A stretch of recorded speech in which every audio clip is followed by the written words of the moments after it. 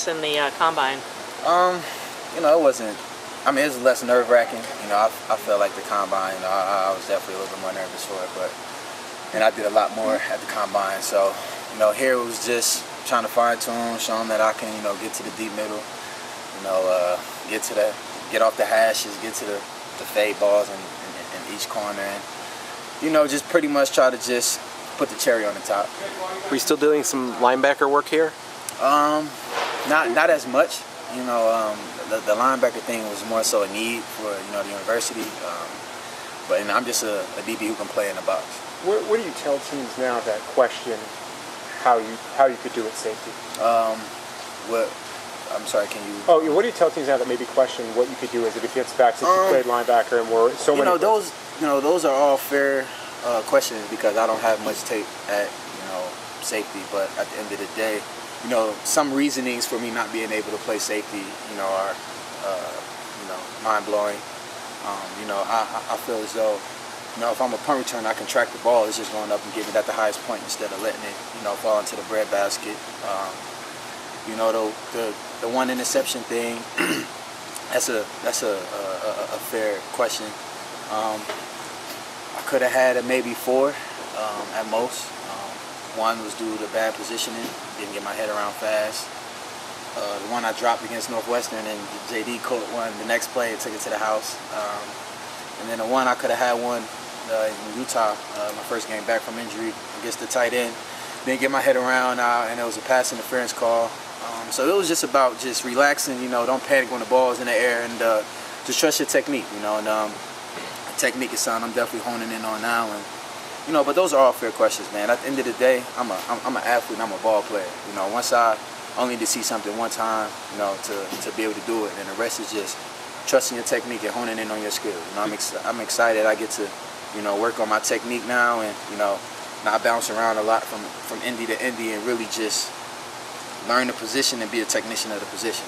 So those are all fair questions and criticism. But at the end of the day, some of the questioning, is mind blowing to me. But the not having as much tape and the one interception thing, those are all fair. Things that they can criticize, and I take those on the chin. You want to follow up on that? Did you panic sometimes when the ball was in the air? My first year back, yeah, definitely. And then last year I had to play more in the box. So, but my first year back, yep. I wanted to, my knee was clicking a little bit. I didn't feel as fast as I normally did, and it was just you miss a year of football, you don't really know what that does to you until you go back out there, So at the end of the day, man, I'm at a point where I'm getting better. I'm finally starting to perfect the craft, and some coaches see me as a safety and they love me, some don't, and to each his own. I'm just a guy who's gonna go out there and I'm a ball. All I need is an opportunity. Whenever the opportunity comes, it comes. But I'm not gonna piss my opportunity away. What makes you special at the next level? I mean, because in the NFL, you're probably not going to play as many positions as you were able to here. So, what makes you special at the next level? I just think my why. My love for the game. Everyone says they love the game, but everyone doesn't really love the game. My coachability and how smart I am both on and off the field. I only need to see things a couple times to have it down packed and to apply it to my game. And I think that's gonna carry a long way, because at the next level, everyone's fast, everyone's strong, everyone's big. Can you get the edge in the film room? Can you get the edge on just studying route concepts, combinations, down the distances, and things like that. So that's where I see myself really being a great tool for being out there, just to be a little field general.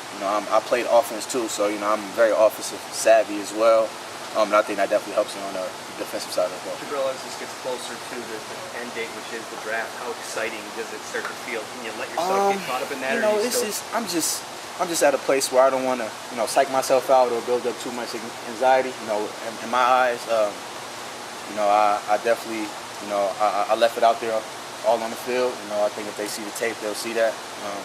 I don't have a lot of tape at safety, but as scouts, I feel as though you should, see tendencies and, traits certain guys have. I feel as though I have, all the intangibles, everything I don't have, I can be coached up on. So that's just where my mind is at.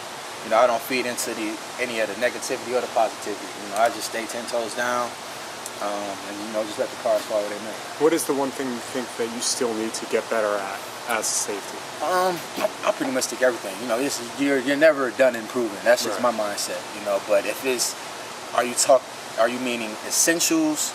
Some essentials that I think I need to, you know, definitely improve on is, you know, being a little bit more fluid. You know, that comes with repetition. You know, I can get off the hash. I can play the deep middle. You know, I can fill the lane. It's just about improving on all those things. But I definitely think fluidity. You know, being in the box a year, not opening up as much, and running as much with receivers. You know, that definitely, you know, played a huge role. But you know, Matt Clark out there, you know, San Diego and LA, you know, he did a great job with me getting me right. You know, getting my hips back, you know, to where they needed to be. You know, now it's just, you know, honing in on it and, you know, taking it to the next level. Well, who did you meet with? Who have you met with today? Who did you meet with last night? What visits did you have set up? Man, so many I can't even name. You know, but the teams that I met with today. What do you call a meeting? Like sit down with coaches, or they have you take a test or anything? Like who'd you actually sit down and have conversations with? Well, today it was the Buccaneers. Okay. Yesterday it was the Saints and the Cardinals. The Cardinals. Yeah. Do you have any visits set up already? Yes. I cannot tell you those off the top of my head, but you know, I have at least 23 at minimum. I can't tell you off the top of my head though. What do you hear? What do you think when you hear people say, "Well, he might slip out of the first round because teams don't know what to do with him"? I mean, that kind of reasoning. What does that mean to you? Like I said, man, I don't really pay attention to the positivity or the negativity. You know, I feel as though, you know, whatever team gets me is going to be a steal. You know, I don't really care about all the, you know, whether they draft experts or things like that, you know, what they have to say. You know, my only concern is what these GMs and head coaches think about me. You know, and I just need the opportunity. You know, that's it. You know, it is what it is. You know, I didn't play safety, but I'm going to be a safety. So whatever ramifications stem from that, it is what it is, man. I'm just out here I'm gonna prove myself. You know, have you had any team tell you, like, Jabrill, we don't know what to do with you? No, like, I actually haven't had any team tell me that. I've only had one team tell me they want me to play linebacker, and I had one team tell me that, you know, they think I should play offense. But other than that, you know, the majority it's been, you know, you're a safety. We just want to see if we can do this, and this because we don't have that much fun doing it. But you know, we know you can track the ball because you were a punt returner. It's just about going up a high point and then catching it, and you know, reading the quarterback's shoulder. You know, at the league, you know, they're very smarter and, you know, more deceptive with you know, who they're looking at, who they intend to throw the ball to. You know, just things like that, man. I never went into a meeting room and said we don't know what to do with you. You know, that's the scouts, and you know, well, not scouts, but where they draft experts, whatever those guys do. I'm sorry, I'm just alright. What team told you you should be a linebacker, and what team told you you should play offense? Man, I can't tell you that off the top of my head. I just, you know, my thing is I take in information, but I'm at the combine. There was so much going on. You know, it's hard to pinpoint a name to, you know, the feedback, but the feedback I make sure I, you know, soak in. When you hear a team say that one of those two things, what goes? Are you like, all right, well, that team's clearly not looking at me here? Not really. No, I feel like sometimes it's more mind games than anything. You know, so you just gotta stay true to your guns. You know who you are better than anyone. It's just about showing those guys who you are. You know, that's both on the field and off the field. So, you know, I don't beat myself up about anything. You know, because I know what kind of player I am, and I know what kind of player I'm going to be because I'm going to put in the work.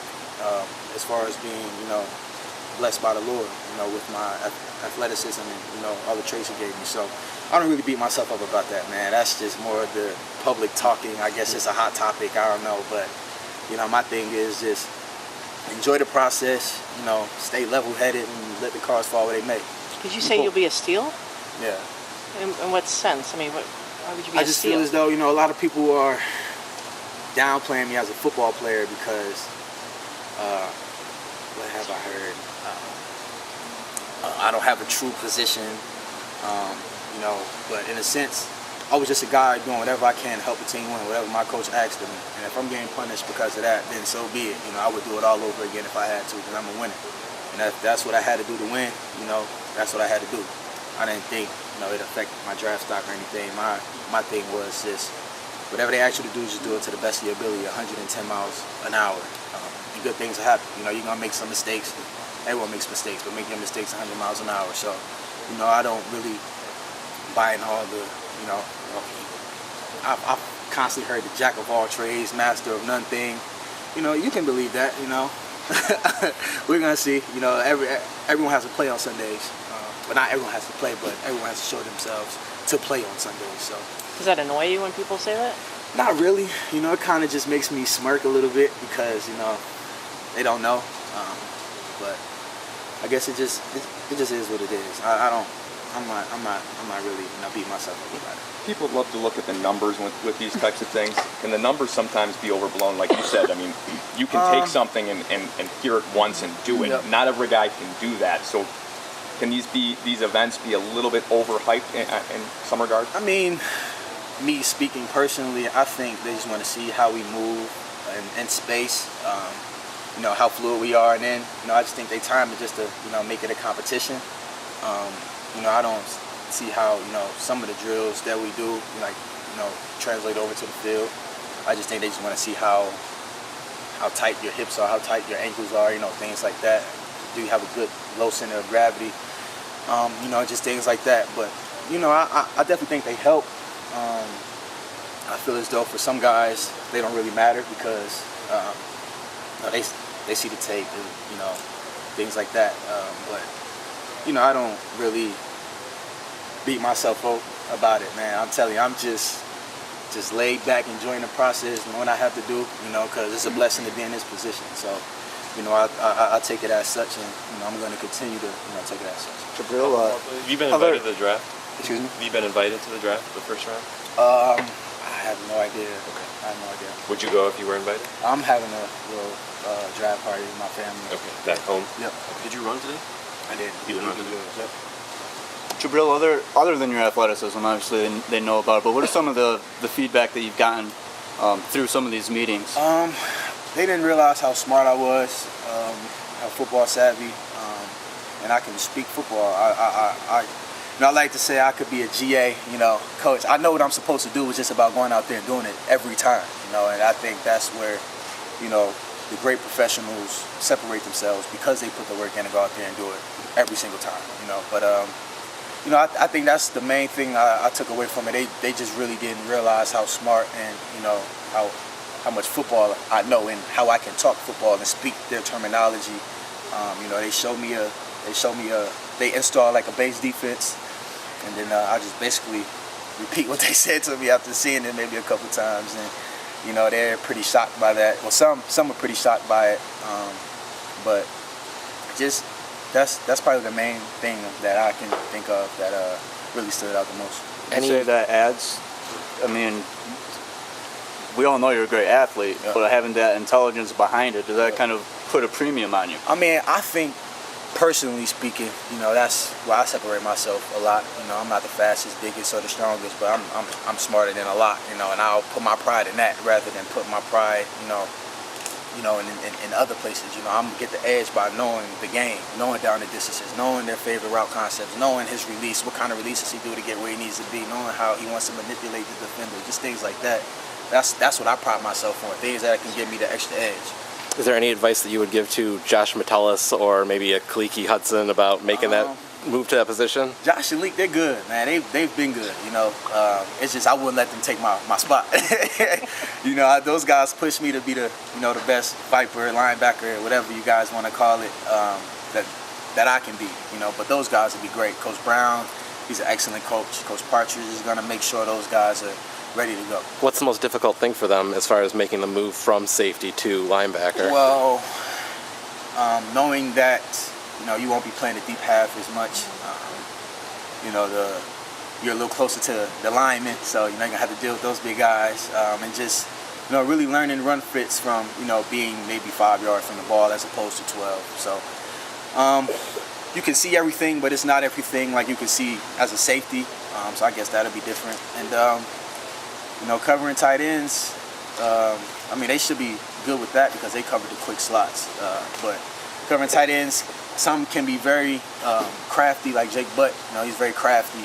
He knows he's not the fastest guy, but his routes are very sharp and crisp, and he uses his body, and he's a big, tall, long guy. So, you know, the target is there. So he's gotta learn just to, you know, play through the hands a little better. You know, when you can slick, cut underneath, and you know, just things like that. But it'll make him a better player because at the end of the day, there are safeties who can just play in the box, unless Leak puts on 20 more pounds because he's already a ball of muscle. But other than that, you know, I think those guys will be just fine.